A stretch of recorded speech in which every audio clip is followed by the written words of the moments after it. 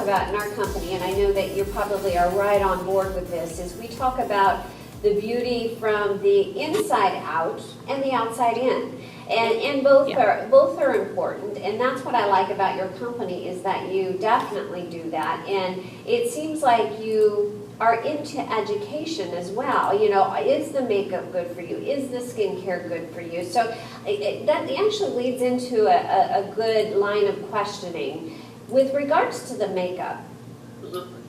With your research, with your products, what are some of the things that maybe our guests may not know about typical over-the-counter things that they can grab and are cheaper and that type of thing? Is there anything that you can advise you can lend them? Sure. I'm going to make a generalization here, but it's pretty accurate and it might come off as inflammatory. But generally, consumers are sold makeup that has a lot of fillers. Yes. And that is because they're trying to elevate the bottom line. You know, a lot of the companies, it's really about, it's a profitability business. Makeup artists have found this niche of high pigmented, easily blendable products, and they really are formulated specifically for the professional makeup artist whose livelihood is to make sure that the makeup is flawless. Right. And so the margins on that are not as good. So if you're going to go to the mass market, which one are you going to choose if your intention is to make money? So I know that seems like I'm being negative there, but that really is honest. And so we've watched time and time again people trying to cross over between the two markets, and it hasn't really worked for a couple of reasons. One is to go from the pro market to the consumer market, the margins aren't there. And then to go from the consumer market to the pro market, they don't like the quality. Right. But the biggest problem is to go from the pro market to the consumer market is professionals do not like packaging. They want absolutely no packaging and they want all product. So because the margins aren't there, the way that pro vendors compensate is they package very minimally.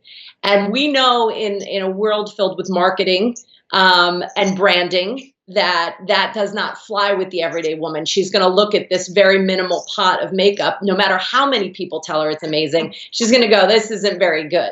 So we all want that little pretty compact, don't we? We do, and there's nothing wrong with that. There's nothing wrong with that. We are trained to look at it on the surface and say, what's the value of this, you know?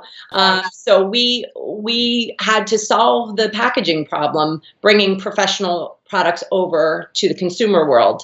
And we did that because we work with so many different vendors. We don't have just one vendor making our makeup. We picked and choose from our warehouse the best of the best. So what we did is ask them to put it in metal pans, and then we put it in magnetized paper palettes. I see. And I've seen those. I mean, they're very, very attractive and actually they're easy to use. Yeah. And they're reusable, if I remember. They're reusable, they're customizable. And for me, when we were exploring packaging, you know, we could have gone sky's the limit with these amazing metallized, you know, plastic packages that were just phenomenal. I mean, people were showing me the most gorgeous packaging. And I thought, you know what, I don't want to contribute to more plastic in landfills.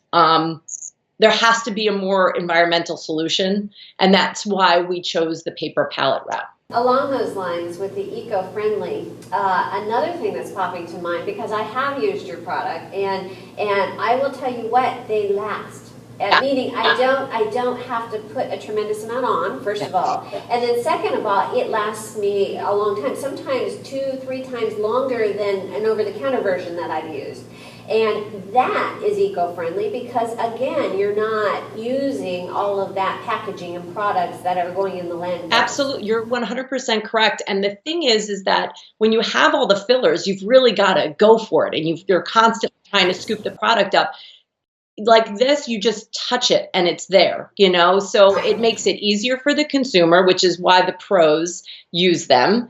It lasts longer, which is also why the pros use them. You know, this is a cost to their company, you know, a makeup artist. So they want something that's going to last, that they're not constantly having to replenish. So you're 100% correct. Yeah. Right, you know, in our business too, I mean, we definitely are under the hot lights and doing a lot of different filming, and it seems to stay on.